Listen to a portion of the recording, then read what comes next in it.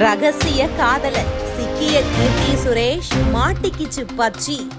Cinema வட்டாரம்னாலே எப்பொழுதுமே கிசுகிசுக்கள் நிறைந்த ஒரு மாயை உலகம் அப்படின்னே சொல்லலாம். இந்த உலகத்துல ஒரு பிரபல நடிகருக்கும் நடிகைக்கும் பாராட்டுகள் வருதோ இல்லையோ, கிசுகிசுக்கள் கண்டிப்பா வந்துரும்.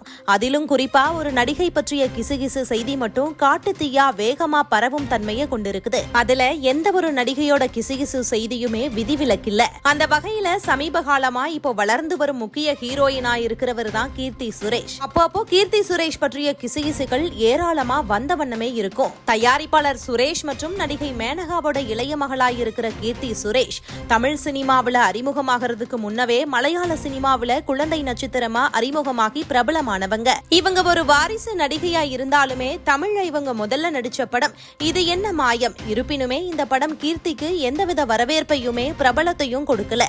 கீர்த்தியோட முதல் படமான இது என்ன மாயம் வெளியாகிறதுக்கு முன்னாடியே தமிழ்ல நடிகர் சிவகார்த்திகேயன் மற்றும் தனுஷ்கோட இணைஞ்சு நடிக்கிற வாய்ப்பு பெற்று ரஜினி முருகன் மற்றும் தொடரி போன்ற 2 படங்கள்ல நடிச்சாங்க. இருந்தாலும் இந்த 2 படங்கள்ல சிவகார்த்திகேயன் கூட கீர்த்தி சுரேஷ் நடிச்ச ரஜினி முருகன் திரைப்படம் கீர்த்திக்கு ஒரு நல்ல வரவேற்பையும் தமிழ் மக்கள் மத்தியில பாராட்டையும் பெற்றுக் கொடுத்துச்சு. அதுக்கப்புறமா ரெமோ திரைப்படத்துல கீர்த்தி சுரேஷ் மீண்டும் சிவகார்த்திகேயன் கூட நடிச்சு நல்ல வரவேற்பை பெற்றாங்க. தமிழ்ல இந்த 2 படங்களோட வெற்றியை தொடர்ந்து விஜய் கூட பைரவா மற்றும் சூர்யா கூட தானா சேர்ந்த கூட்டம் அப்படின்னு முன்னணி நடிகர்களோட இணைந்து நடிச்ச கீர்த்தி சுரேஷுக்கு இந்த 2 படங்களுமே நல்ல வரவேற்பை பெற்றுக் கொடுக்கல.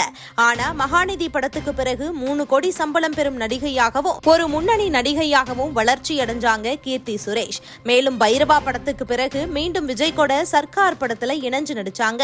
இப்படி தொடர்ச்சியா தமிழ், தெலுங்கு, மலையாளம் அப்படின்னு 3 திரையுலகத்திலயுமே நடிச்சுக்கிட்டு இருக்கிற கீர்த்தி சுரேஷுக்கு எப்ப திருமணம் அப்படிங்கிற கேள்வி பொதுவாவே சமூக வலைதளங்கள்ல முன்வைக்கப்பட்டுக்கிட்டே இருக்கும். அதே சமயத்துல கீர்த்தி முன்னணி நடிகர் ஒருத்தரை காதலிச்சுட்டு வரதாகவும் ஒரு செய்தி வெளியாச்சு. அதே போல நடிகர் விஜய் கூட இணைத்துமே கீர்த்தி சுரேஷை வச்சு பலவாறு கிசுகிசுக்கள் எழுந்து சினிமா வட்டாரத்தையே பரபரப்புல ஆழ்த்துச்சு.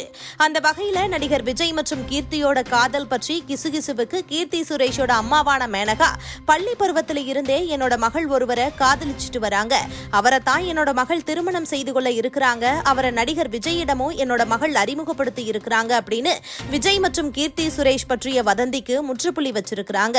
அதுக்கு பிறகும் கீர்த்தியோட திருமணம் நடந்து விட்டதா பல வதந்திகள் எழுந்த வண்ணமே இருக்குது. இந்த நிலையில பேபி ஜான் திரைப்படத்தின் மூலமா ஹிந்தியில அறிமுகமாக இருக்கிற கீர்த்தி சுரேஷ் கடந்த 13 வருடங்களா கேரளாவை சேர்ந்த நகைக்கடை உரிமையாளர் ஒருத்தரோட மகனை காதலிச்சுட்டு வர்றதாகவும், இப்ப கீர்த்திக்கு 30 வயதுக்கு மேல ஆகிட்டதால இவரது திருமண பேச்சு முடிவாகிட்டதாகவும், விரைவில் இவங்களோட திருமணம் பற்றிய செய்திகள் அதிகாரப்பூர்வமா வெளியாகும் அப்படின்னு தகவல் வெளியாகி இருக்குது. ஆனா இந்த தகவல் உண்மையா அல்லது வழக்கம் போல கீர்த்தி சுரேஷ் பற்றிய மற்றொரு வதந்தியா அப்படிங்கறத பொறுத்திருந்துதான் பார்க்கணும்.